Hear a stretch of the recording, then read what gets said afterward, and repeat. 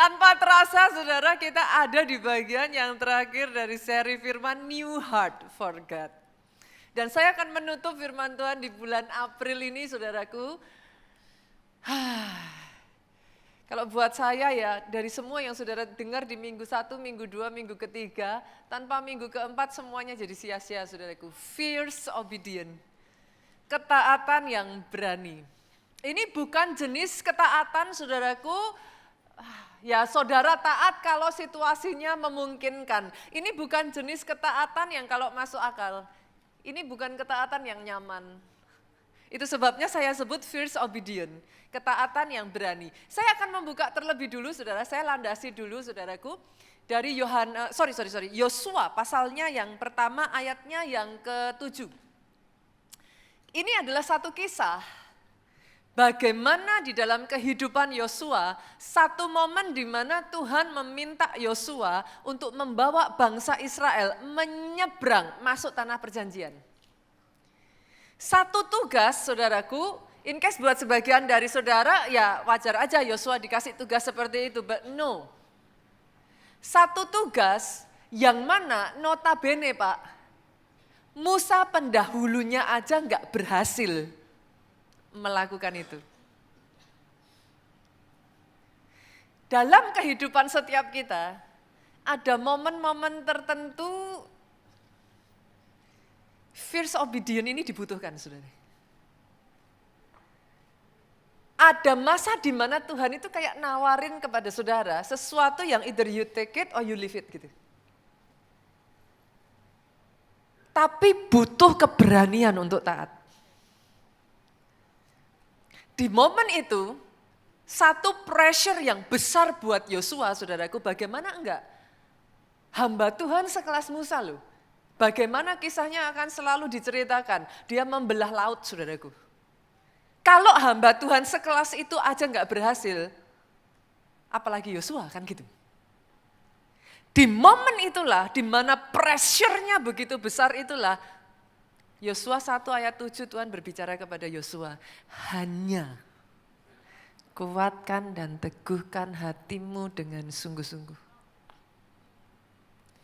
Bertindaklah hati-hati, ini pesannya Tuhan. Sesuai dengan seluruh hukum yang telah diperintahkan kepadamu oleh hambaku Musa. Jangan menyimpang ke kanan atau ke kiri. Supaya engkau beruntung kemanapun engkau pergi. Boleh enggak saya ambil ayat ini, kita baca sama-sama dari terjemahan bahasa Indonesia masa kininya. Dengan tujuan supaya nanti saudara bisa nangkep bagaimana sih kayak how the fierce obedience itu bekerja gitu saudaraku. Kita lihat ya, kita lihat dari terjemahan bahasa Indonesia masa kini. Hanya hendaklah engkau sungguh-sungguh yakin dan berani. Engkau harus menjaga agar engkau mentaati seluruh hukum yang diberikan Musa hambaku itu kepadamu. Jangan kau lalaikan sedikit pun. Jadi bahkan lalai pun itu bukan alasan. Jangan kau lalaikan sedikit pun, maka kau akan berhasil. Bolehkah dari ayat ini saya ambil Pak? Kata maka kau akan berhasil. Buat kasusnya Yosua, itu adalah membawa bangsa Israel masuk ke tanah perjanjian. Demikian juga atas kehidupan saudara-saudara di tempat ini. Ada tanah perjanjian yang Tuhan sudah janjikan atas hidupmu, saya enggak tahu apakah itu. Buat sebagian dari saudara, ada tanah perjanjian, new wonder yang Tuhan janjikan atas hidupmu. Dari ayat ini boleh enggak saya ngomong untuk itu terjadi Bu? Engkau butuh keyakinan, engkau butuh keberanian. Balik-balik lagi disuruhnya taat. Simpel toh sebenarnya. Tapi taat itu seringkali enggak segampang itu karena tadi engkau butuh yakin nih. Karena kadang seringkali bahkan yang saya lihat saudaraku, Disuruhnya taat, tapi keadaan di depan mata gelap. Taat itu jadi taat jadi mudah Pak, kalau untuk taat masuk akal. Taat jadi mudah kalau untuk taat gampang. Gitu. Tapi ayat firman Tuhan minggu lalu, bagaimana kalau yang saudara hadapi di depan saudara itu gunung? Masalah yang seolah-olah size-nya melebihi kemampuan saudara. Itu sebabnya ayat ini mengingatkan, kuatkan dan teguhkan hatimu. Baru dari situ fierce obedient bisa lahir. Oke ya. Sampai situ dulu, dapat dulu ya. Oke. Saya akan membawa saudara melihat minggu lalu saya berbicara tentang iman. Kalau bicara soal iman kayaknya enggak afdol kalau enggak membahas bapak orang beriman. Bapak orang percaya siapa? Abraham. Minggu lalu saya membahas tentang Abraham. Kalau kita buka di Kejadian 12 ayat 1 sampai 4, saudara akan menemukan iman tidak pernah lahir dimulai dimulainya selalu dari firman. Enggak akan pernah iman itu lahir dari sikon. Sebagian dari saudara ngomong sama saya, Pastor, iya kalau ini apa saya udah mau melihat apa tanda-tanda saya kayaknya sembuh nih, saya kayaknya jadi lebih baik, iman saya bangkit. Tapi kalau tiba-tiba besoknya jadi buruk lagi, Pastor, iman saya rasanya kayak udah rontok gitu.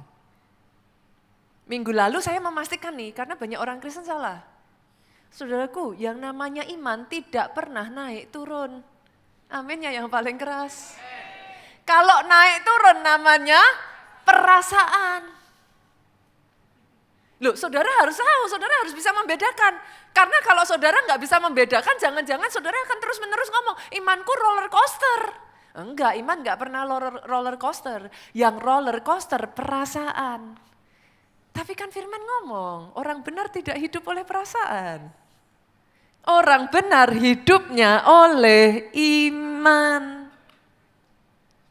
Jangan saudara berpikir Abraham terima firman, terima janji, pergilah ke negeri yang akan kutunjukkan kepadamu. Kalau akan kutunjukkan, sudah ditunjukkan belum?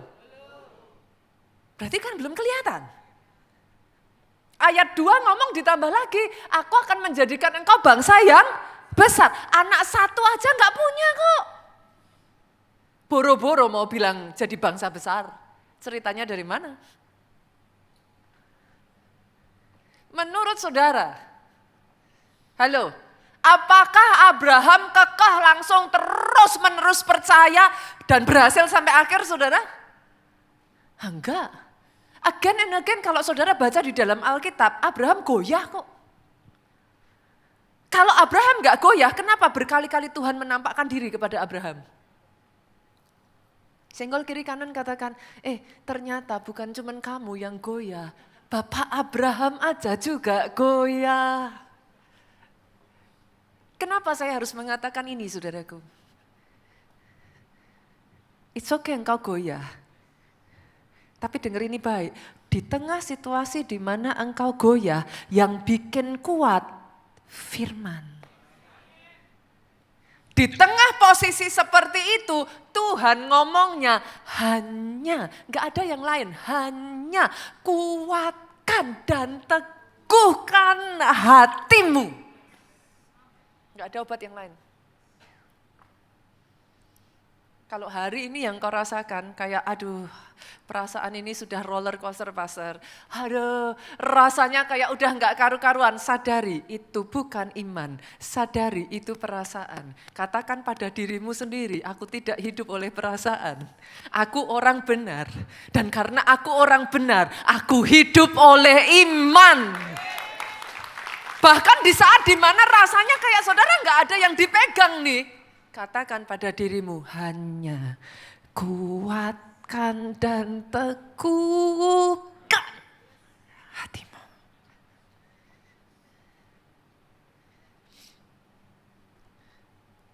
Kenapa kok harus seperti itu Bapak Ibu? Ayat yang keempat nanti kalau saudara baca ya, minggu lalu kita udah ceritakan. Alkitab mencatat, Abraham maka pergilah Abraham. Berarti saya tanya, Abraham udah berhasil taat belum? Berhasil. Tapi apakah selesai sampai di situ? Enggak. Maafkan saya saudaraku, mungkin berita yang saya bawa kepada saudara tidak mengenakan. Ujian ketaatan, ujian iman itu seumur hidup. Buat saudara yang berpikir, sudah selesai pastor. Dan saudara berpikir, puji Tuhan, nanti akan datang berikutnya saudaraku. Make sure aja, nantikan yang berikutnya, coming soon saudara. In case ada di antara saudara yang berpikir, saudara bisa menghindari masalah, no. Ujian iman, ujian ketaatan itu ceritanya seumur hidup. Abraham udah lulus yang ini saudara. Masih ingat kisahnya? Lahirlah Ishak. For the first time, untuk pertama kalinya dalam kehidupan Abraham, apa yang dijanjikan itu ada awan setelapak tangannya Bu.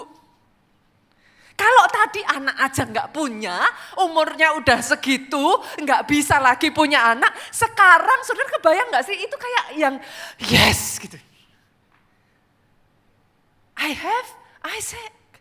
Saya punya Ishak nih. Janji menjadi bangsa yang besar sudah bukan muluk-muluk lagi. It is possible. Di tengah semuanya itu saudaraku, Ishak sudah di tangan. Tuhan ngomong sama Abraham, sini kasih Ishak. Ada di sini yang pernah ngalami seperti itu? Ada di sini yang akhirnya ngomong, pastor, ngikut Tuhan tuh pusing, pastor, Tuhan tuh maunya apa sih? Yang lain saudara boleh nggak tahu. Satu yang saudara harus tahu, sejauh langit dari bumi, rencanamu dari rencananya. Sejauh langit dari bumi, pikiranmu dari pikirannya. So if you are confused, senggol lagi ke kiri kanan, katakan, masih normal kok Pak.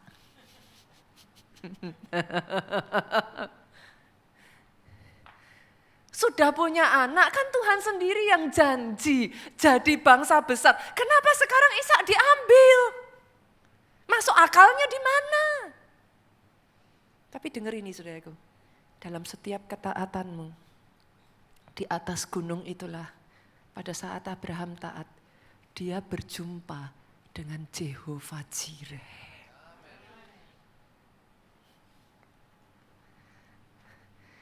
Dalam setiap ketaatan, pengenalanmu akan Tuhan bertumbuh. Itu sebabnya disebut fierce obedience, saudaraku. Karena nggak masuk akal. Itu bukan saudara taat kalau nyaman, itu bukan saudara taat kalau masih masuk di pikiran gitu. Masih ingat kisahnya Petrus? Minggu lalu saya juga membahas Petrus. Satu kali di atas perahu, saudaraku, murid-murid sedang menyeberang di danau. Tengah malam, saudara, kondisi gelap, tampaklah Yesus. Semua murid-murid berteriak, ketakutan. Mereka ngomong apa? Itu hantu. Tuhan ngomong, no, it's me, ini aku, kata Tuhan. Saya tuh kemarin menjelaskan, saya tuh bilang, ini Petrus ini buat saya gila gitu, saudara. Loh, kalau sama-sama, ini logikanya ya saudara, saya ajak saudara berpikir ya. Logikanya loh, kalau cuman mau buktiin itu Tuhan atau enggak Tuhan, kalau saya yang jadi Petrus, saya akan ngomong sama Yesus, kalau itu engkau Tuhan, datanglah ke sini. Loh benar kan? Sama-sama Yesus sudah di atas air kok. Kalau saya mau buktiin itu beneran Tuhan, saya akan ngomong Yesus aja yang ke sini. Ngapain Petrus cari gara-gara? Dia bilangnya apa? Kalau itu engkau Tuhan, suruhlah aku berjalan di atas air. Kan cari gara-gara Bapak Ibu. Tapi kemarin saya menyampaikan, enggak gurunya, enggak muridnya, dua-duanya sama-sama gila. Loh, kenapa saya katakan demikian saudaraku? Kalau saya jadi Yesus, ini murid saya ngomong, kalau itu engkau suruh aku berjalan di atas air, kalau saya jadi Yesus, saya juga jawab sama Petrus, jangan Petrus, jangan ngawur. Sudah, biar aku aja yang jalan ke kamu. Make sense kan? Of course. Orang Yesus sudah berjalan di atas air kok, ngapain suruh Petrus? Itu sebabnya saya katakan, saudaraku, enggak guru, enggak murid. Sama-sama? Ya saudara yang bilang. Yesus ngomong, waktu Petrus ngomong, suruh aku berjalan di atas air menghampiri engkau. Apa jawab Yesus? Boleh dibuka. Yuk kita lihat, Matius pasalnya yang ke-14, ayatnya yang ke-27 sampai 29. Turun lagi, turun lagi. Oke, turun lagi, ayat 29. Nah, waktu Petrus ngomong, apa jawaban Yesus? 23, datanglah. Izinkan saya mengatakan ini, saudaraku. Tuhanmu tidak pernah takut dengan tantangan sebesar apapun. Tuhanmu tidak pernah takut dengan keterbatasanmu. Tuhanmu, hari ini saya harus katakan ini kepada saudara. Tidak pernah peduli buat Tuhanmu, keadaanmu dan apa yang ada di tanganmu tidak menentukan dia bisa atau tidak bisa membuat mujizat dalam hidupmu. Secara manusia enggak masuk akal. Tapi dengar saudaraku, Tuhan paling senang lihat fierce obedient. He love it. He love it. Kenapa saya katakan demikian saudara? Iman sama ketaatan itu seperti kayak saudara kembar, gimana sih? Engkau boleh punya iman, tapi kalau engkau enggak taat melangkah, firman Tuhan berkata, iman tanpa perbuatan pada hakikatnya mati. You can say whatever, saudara bisa ngomong sama saya punya imannya. Tetapi selama tidak disertai dengan ketaatan, zero. Bagaimana dengan Maria, saudara? Saya tuh kemarin cerita tentang suami saya gitu. Saya cerita tentang bagaimana Tuhan memberikan gereja di PIK ya, out of nothing kayak gitu. Tuhan bawa gereja kita membangun gereja di PIK gitu. Bahkan pada saat itu perintahnya jelas, nggak boleh diumumin sama siapapun. Dengan kata lain nggak ada janji iman kan saudaraku. Di tengah kondisi pandemi, jadi sama sekali nggak masuk akal. Saya pikir itu sudah something yang crazy, saudara. Tapi dan saya belajar sejarah gereja kita, bagaimana saya ceritakan minggu lalu buat saudara yang belum dengar, saudara bisa cek di YouTube gitu. Bagaimana gereja kita di kota Solo pada saat itu membangun gedung bioskop Star jadi gereja kayak gitu. Itu lebih crazy lagi ceritanya, saudara. Ternyata saya melihat Yesus, saya melihat mamahnya, saudara. Masih ingat kisah pada saat malaikat Gabriel mendatangi Maria?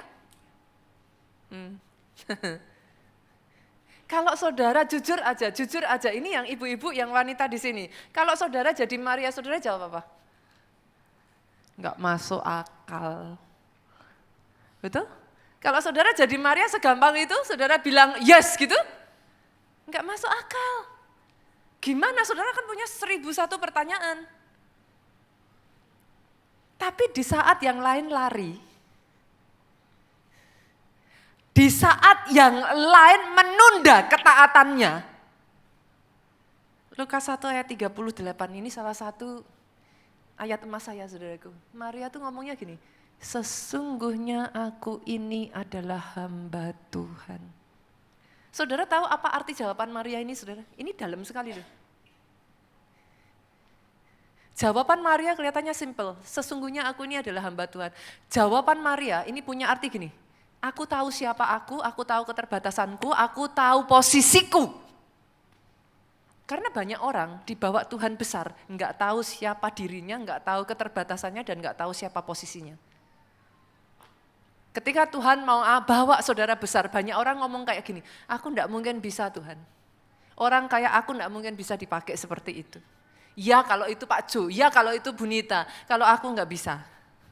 Maria dengan semua kekurangan dan keterbatasannya, dia cuma ngomong kayak gini, aku ini hamba Tuhan. Jadilah kepadaku seperti menurut perkataanmu itu. Saya nggak tahu dengan keadaan saudara.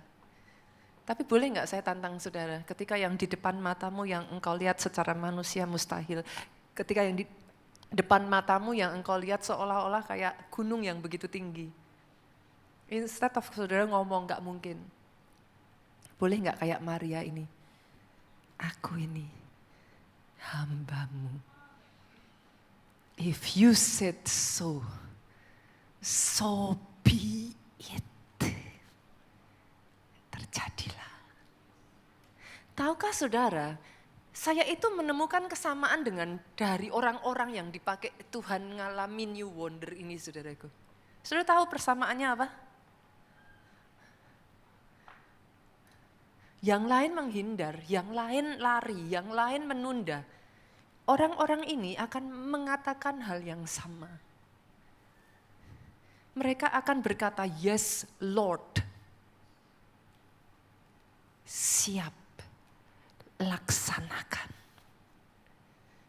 Saudara lihat Abraham, dia ngomongnya apa? Lalu pergilah Abraham. Saudara lihat Nuh minggu lalu. Lalu Nuh melakukan tepat seperti yang dikatakan Tuhan. Saudara lihat Maria, maka dia ngomong, jadilah padaku menurut perkataanmu itu. Satu kesamaan, fierce obedient. Hari ini saya perkatakan dari tempat ini bangkit orang-orang di tengah zaman yang tidak pasti, zaman yang tidak menentu ini. Orang-orang yang menerima new wonder adalah orang-orang yang punya fierce obedient. Dan hari ini saya lihat itu ada atas hidupmu, ada atas hidupmu, ada atas hidupmu. Kalau mau tepuk tangannya yang paling meriah buat Yesus Tuhan kita. Tapi sebelum saya bawa saudara masuk lebih dalam, saudaraku, boleh nggak saya mengajak hari ini untuk saudara itu bisa melihat gitu. Karena kadang fierce obedient ini buat sebagian besar orang kayak nggak masuk akal. Itu sebabnya nggak banyak memang saudara yang ngalami seperti itu.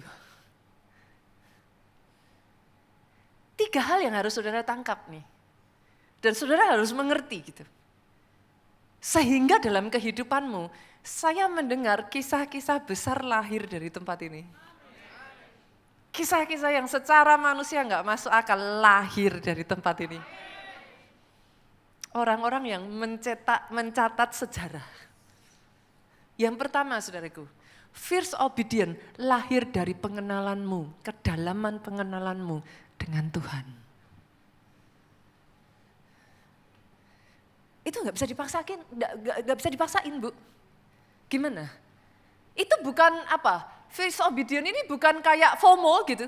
Ya semuanya ikut, saya juga ikut. Enggak ada saudara.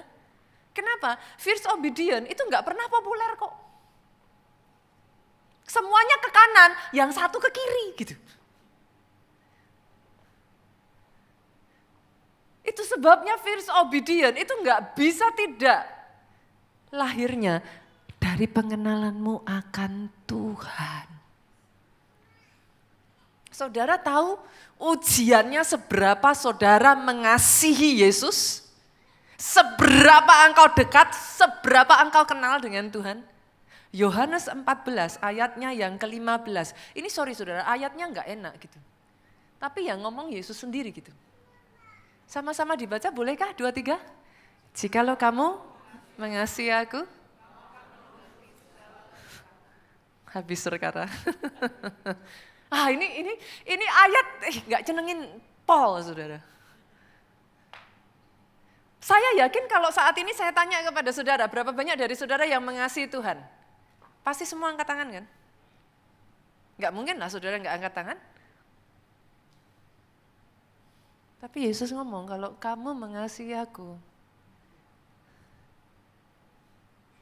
kamu akan menuruti perintah yang menyenangkan? Kamu akan menuruti perintah yang masuk akal? Kamu akan menuruti perintah yang masih bisa dilakukan? Kamu akan menuruti segala perintahku. Period, saudara, titik. Itu udah gak ada komanya lagi, titik. Angkat tangan, nyanyi, bilang I love you gampang. Sebagian dari saudara akan ngomong sama saya, pastor nggak ngerti keadaan saya, pastor. Aduh pastor, saya udah habis-habisan, rasanya nggak gampang loh pastor. Mau disuruh apa lagi pastor? Pastor nggak ngerti apa yang saya alami. Masalahnya saudaraku, orang yang ngomong perkataan ini, membuktikan dirinya di Filipi 2 ayatnya yang ke-8 saudara. Dan dalam keadaannya sebagai manusia, ia telah merendahkan dirinya dan taat sampai mati, bahkan sampai mati di kayu salib. Jadi buat orang yang melakukan tadi itu saudaraku,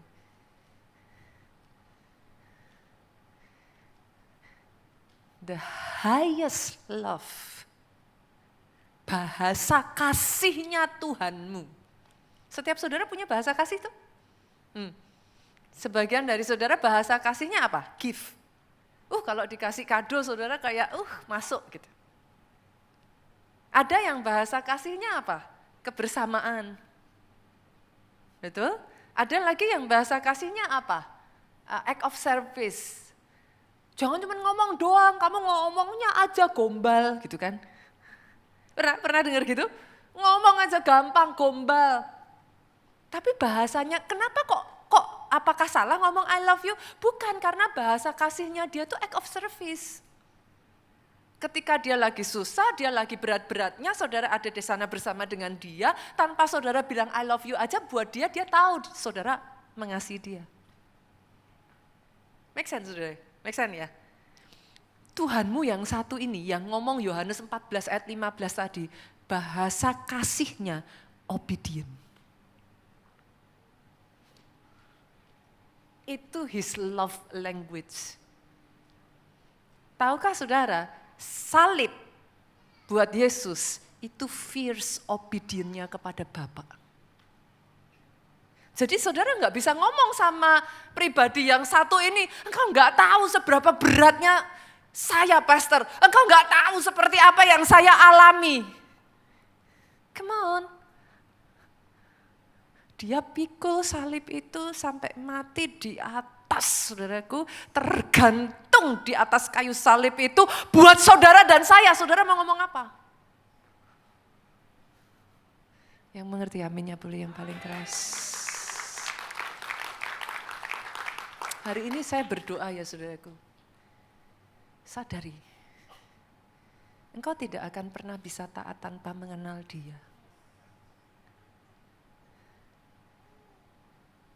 Datang ibadah bagus,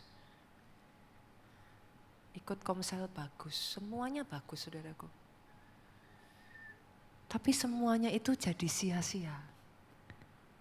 Kalau kau nggak mengenal Tuhanmu secara pribadi. Para pelayan Tuhan, halo, sorry. Melayani hebat.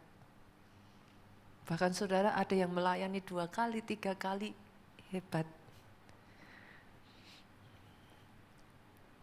Tapi tanpa pengenalan, saya masih ingat firman sekitar 3 minggu yang lalu saudaraku. Kesibukan rohani bisa menjadi jebakan dalam hidupmu. Masih ingat anak sulung? Dia terhilang di rumah sendiri loh. Ngeri ya saudara, ngeri. Para pelayan Tuhan, saya harus katakan ini kepada saudara. Engkau ada di tempat ini supaya rohmu bertumbuh. Para jemaat, halo. Rohmu harus bertumbuh. Kenali sama seperti engkau dikenal. Karena pada akhirnya saudaraku, bukannya orang yang berseru Tuhan, Tuhan, yang kan masuk ke dalam kerajaan surga, tetapi orang yang bertahan sampai kesudahannya. Gimana kau bisa bertahan kalau kenal aja enggak? Bahkan taat menjadi susah kan? Akhirnya yang terjadi gampang diombang-ambingkan Bapak Ibu. Saudara dengar YouTube ngomong apa, si A si B ngomong apa, goyang tuh. Karena pasti yang pertama diserang di titik itu kok. Mereka akan nyerang hubunganmu sama Tuhan dulu. Pengenalanmu akan Yesus dulu. Setelah itu mereka akan menyerang semua buah yang engkau kerjakan dari pengenalanmu akan Yesus.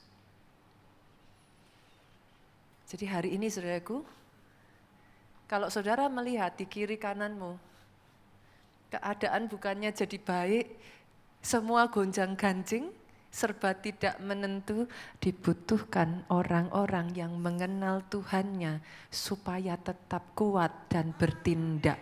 Daniel, saudara. Orang yang mengenal Allahnya shall be strong and shall do exploit. Jadi yang pertama saudaraku, pastikan engkau kenal Tuhanmu. Fierce obedience hanya bisa lahir kalau engkau kenal siapa Tuhanmu. Karena kalau enggak, saudara akan menganggap Yesus itu gila. Loh iya dong, loh ngomong sama Petrus kok, datanglah. Loh saudara akan ngomong, mungkin itu yang Tuhan suruh dan engkau akan ngomong gila, bukan dari Tuhan pasti. Mungkin saudara akan ngomong tengking dalam nama Yesus pergi. Loh padahal itu suara Tuhan. So you must know Him. In order for you, supaya saudara punya fierce obedience. Yang kedua saudaraku, fierce obedience ini saudaraku tidak takut dengan ancaman dan perkataan manusia. Kenapa? Kenapa saya mengatakan seperti ini? Most of the time perintahnya Tuhan gak pernah populer.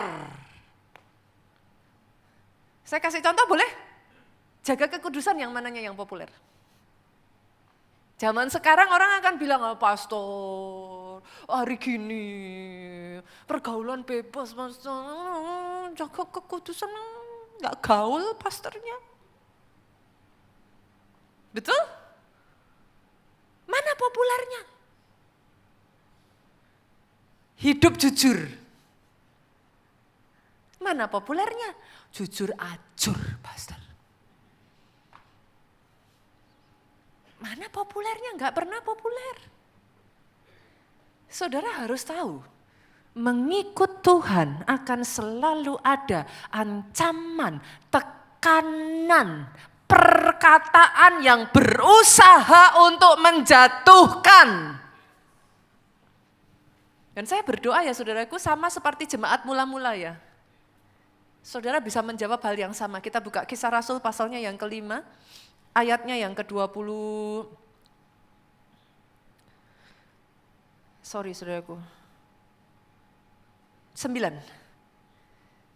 Jadikan ini ayat emas saudara, perkataan Petrus nih. Tetapi Petrus dan rasul-rasul itu menjawab katanya sama-sama dengan suara paling keras, 2, 3. Kita harus lebih taat kepada Allah daripada manusia. Ini enggak gampang ini saudara. Aduh pastor.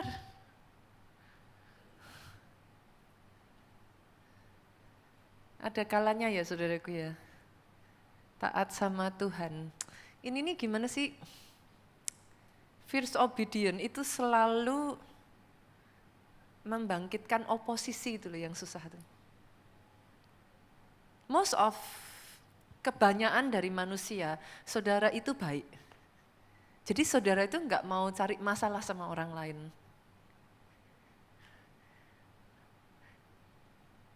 Tapi fierce obedience itu kebanyakan pasti ada oposisinya.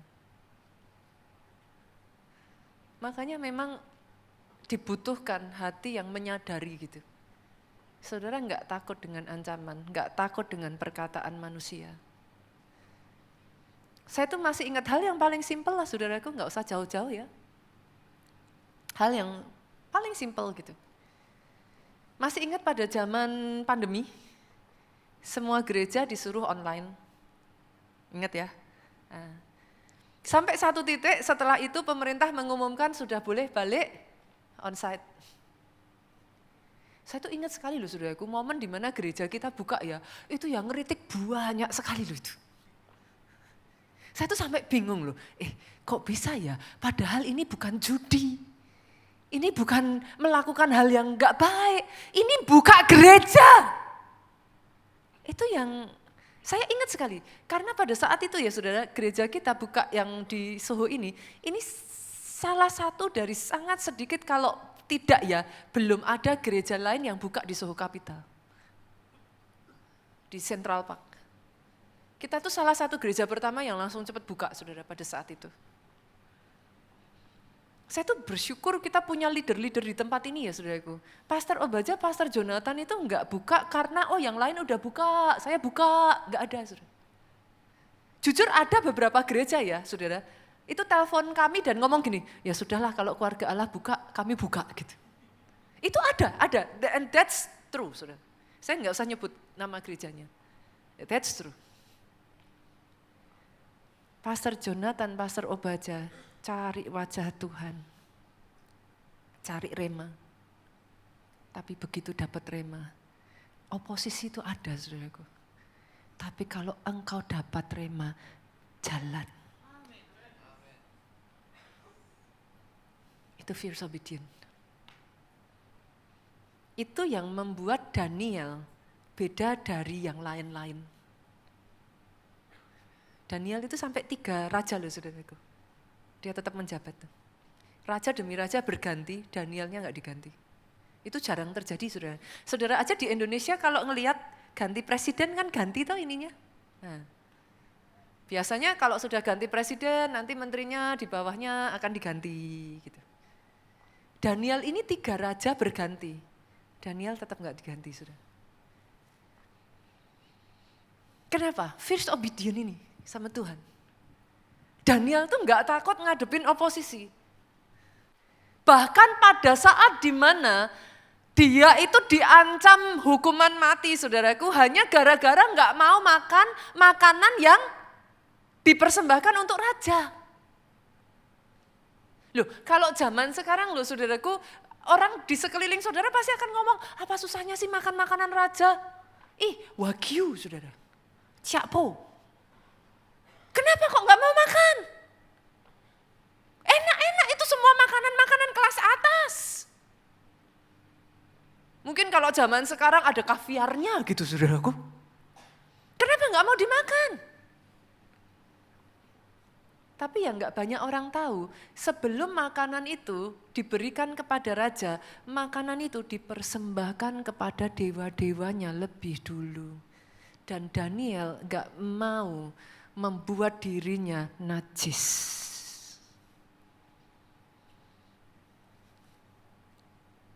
Tapi taruhannya nyawa loh saudara.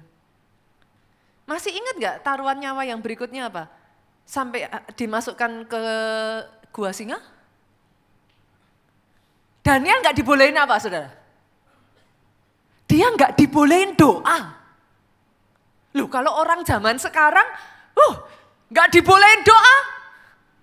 Saudara akan ngomong, Pastor, jangan fanatik-fanatik lah. Gak boleh doa, ya sudahlah Tuhan Maha Tahu, Tuhan Maha Pemurah, gak boleh doa, gak apa-apa Pastor. Jangan kan gak boleh doa, disuruh doa aja susah saudaraku. Nggak boleh doa. Yes. Malah jadi alasan. Tuh nggak boleh kok. Nggak boleh. Disuruh doa aja susah. Ini nggak boleh doa. Haleluya, puji Tuhan. Tapi coba lihat saudaraku. Tahukah saudara kenapa tidak dibolehkan doa? Kita lihat ya, kita buka ya Daniel. Karena saking mereka udah nggak bisa nemuin alasan apapun. 6 ayatnya yang ke-7. Mereka nggak bisa nemuin kesalahan Daniel. Daniel nggak korupsi, Daniel nggak lakukan apapun yang salah. Satu-satunya kelemahannya Daniel, Alkitab mencatat, dia suka berdoa. Saya berdoa saudaraku di tempat ini. Kalau dicari orang kelemahannya, maka kau didapati suka berdoa saudaraku. Aduh, sampai orang mau cari aja nggak ketemu. Saking Daniel tuh sukanya berdoa, para pejabat lihat saudara, semua pejabat tinggi kerajaan ini itu mereka bermufakat. Semua penguasa dari wakil raja, para menteri, bupati, mereka bermufakat. Supaya dikeluarkan kiranya suatu penetapan raja dan ditetapkan suatu larangan. Jadi larangannya bukan nggak boleh berdoa loh saudaraku. Lihat nih larangannya. Agar barang siapa yang dalam 30 hari menyampaikan permohonan kepada salah satu dewa atau manusia kecuali kepada tuanku ya raja, maka ia akan dilemparkan ke dalam gua singa. Nanti saudara baca tuh ayat di bawahnya. Demi didengar Daniel, langsung dia sujud berdoa kepada Allahnya seperti yang biasa dia lakukan. Gila enggak saudara? Dibutuhkan orang-orang yang punya fierce obedience, yang berani berdiri sekalipun berbeda. 1000 lebah di kanan, 10.000 lebah di kiri, itu tidak akan terjadi atas kehidupanmu. Tapi jangan salah loh saudara, kata 1000 lebah di kanan, 10.000 lebah di kiri, saudara kalau lihat, ini mundur, yang ini mundur juga, ini mundur, ini mundur, ini mundur, ini mundur. 1000 dan 10.000 itu bukan angka yang kecil loh saudara. Minggu lalu saya menceritakan, saudara keluar aja lihat orang bilang, lihat orang lewat, pakai merah. Lewat lagi merah.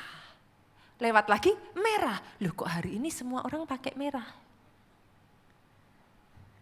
1000 rebah di kanan, 10.000 rebah di kiri. Saya tanya saudara, masihkah engkau bisa tetap berdiri tegak di hadapan Tuhan?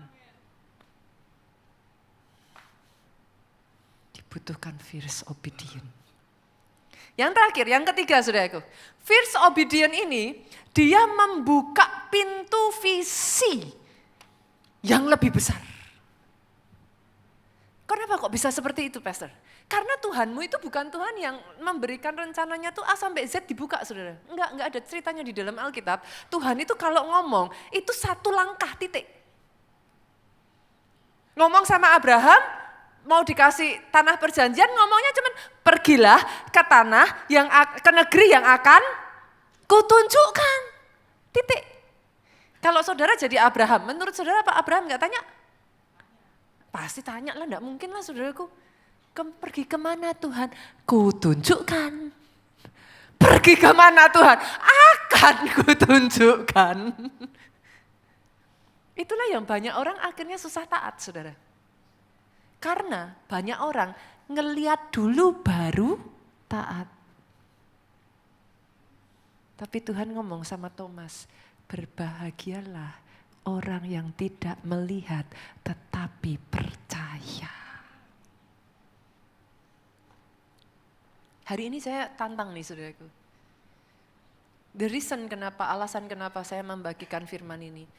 Iman minggu lalu, hari ini ketaatan. Ini seperti kayak twin saudaraku. Taat dan iman itu satu seperti kayak mata uang gitu.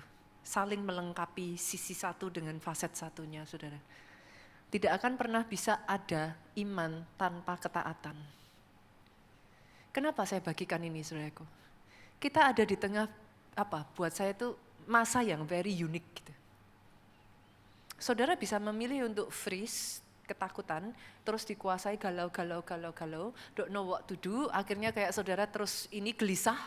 Ada hari-hari ini sebagian ngomong sama saya, pastor kok saya kayak gak bisa tidur ya, pastor saya tuh kayak gelisah gitu. Akhirnya saudara banyak kompromi. Semakin rohani saudara, semakin halus komprominya. Jangan salah loh saudara. Saudara bisa duduk di gereja, dengar firman, tapi dosanya jalan terus. Loh saya berjumpa kok saudaraku, jangan salah. Saya berjumpa dengan orang-orang yang ada di gereja, sudah suami istri, selingkuhannya ada salah satu di sini kok. Terus jalan aja, ibadah aja.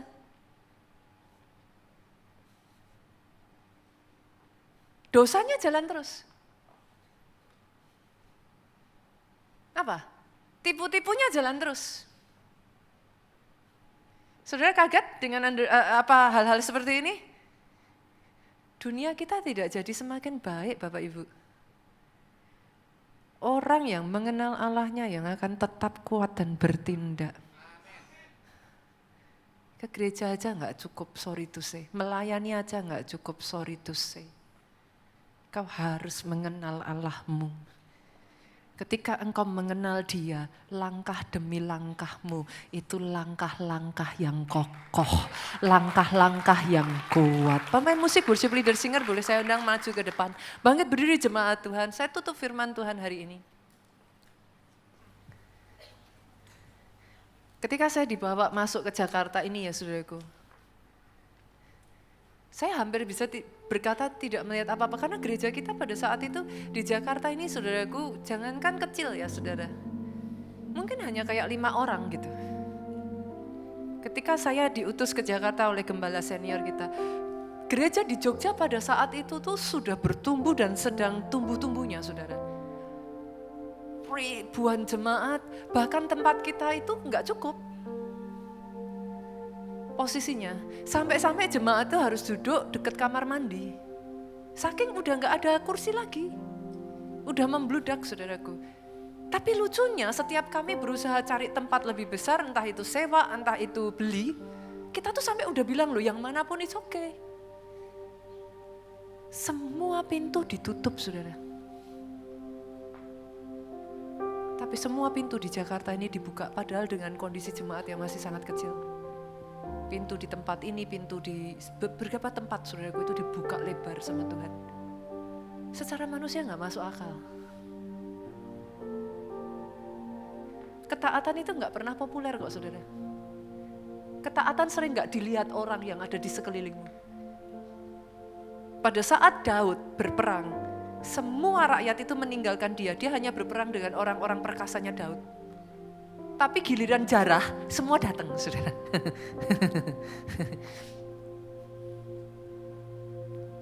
Saya tantang ada orang-orang di tempat ini yang begitu mengenal Tuhannya ya. Sama seperti the 300 dari Gideon. Sama seperti orang-orang perkasanya Daud. Engkau dibawa ngalami Tuhan di kedalaman yang orang lain tidak alami.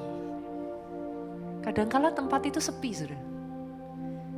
Sadarkah saudara, banyak orang mau di pelataran, masih ada yang di ruang kudus, tapi ruang maha kudus itu selalu sepi. Gak banyak yang masuk ke sana. Semua orang maunya hura-hura di luar, saudara. Semua orang maunya hahaha di luar. Tapi ketika sudah pikul salib, ikut Yesus, semua letakkan salibnya dan pergi. Di atas kayu salib itu Yesus sendirian. Hanya Maria ibu Yesus, hanya Yohanes yang ada di sana. Di mana semua murid yang ada pada saat Yesus mengadakan mukjizat? Where are they? They're gone. Doa saya engkau bertahan sampai kesudahannya. Tetap kuat terus, kuat. Hanya kuatkan dan teguhkan hatimu. Kita pujikan lagu ini yuk, sama-sama kita katakan bagaikan bejana Yesus Tuhan, terima kasih Tuhan. Bagaikan bejana siap dibentuk, demikian hidupku kami taruh di tangan-Mu Tuhan. Kami bawa di hadapan-Mu. Isi dengan pengurapan-Mu. Perbaharui hati kami ini, perbaharui hidup kami, perbaharui cara kami memandang. Baru disitulah Kau bisa memakai kami sebagai alat. Barulah di situ Tuhan, hidup kami ini bisa dipakai menjadi bejana yang berguna. Lepas saudaraku, izinkan dia membentuk engkau, izin dia membawa engkau di dalam perjalanan iman itu. Dan katakan kepada dia, aku mau Tuhan, ku mau seperti-Mu Yesus, disempurnakan selalu dalam segenap jalanku, memuliakan nama. Kami mau Tuhan,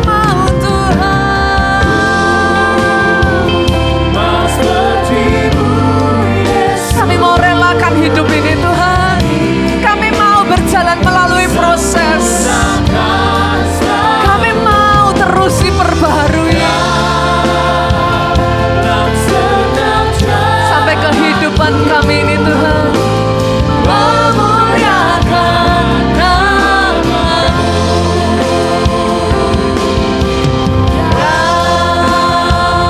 Dalam segenap jalanku, memuliakan nama-Mu.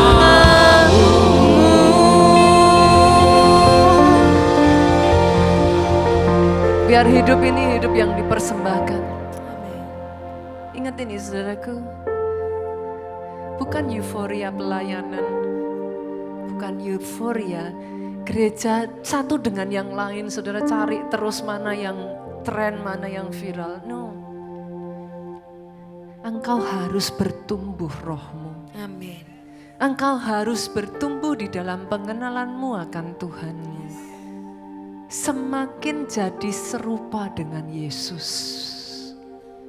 sampai kedatangannya yang kedua kali.